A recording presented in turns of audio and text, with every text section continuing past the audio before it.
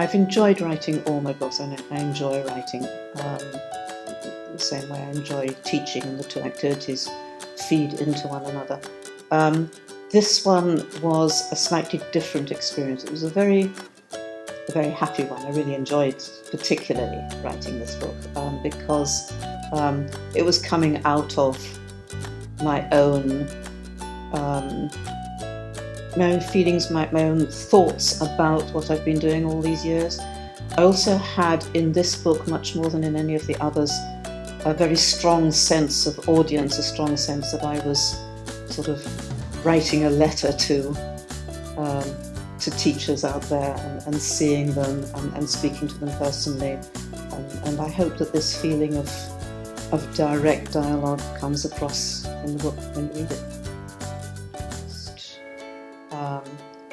One of the people who made the most impression on me was Andrew Wright, who came out to Israel where I was teaching when I was, I don't know, in the early years of my teaching, not right at the beginning, but certainly fairly early on, and gave a couple of workshops where he presented all sorts of activities and teaching ideas, which were absolutely brilliant, and also presented them in a unique Andrew way, very warmly, clearly, and funnily.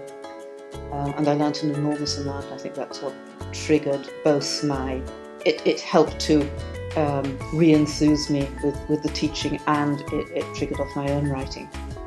So I owe him a great debt. We later, Andrew and I, co-wrote a book called 5-Minute Activities, which is to this day the bestseller in the series. So that was a nice partnership.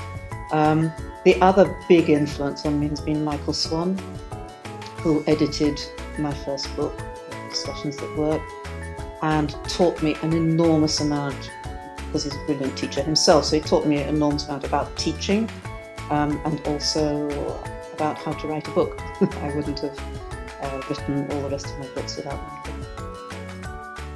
Most recently, I think the tip about smile. I remember giving a presentation at one of the conferences. This is when I was quite a mature teacher and already started writing and publishing and attending conferences and giving sessions. And I came out of a session and someone came up to me at the end and said, that was a really good session, but why are you so serious all the time? I thought, wow, I've got to do something about this.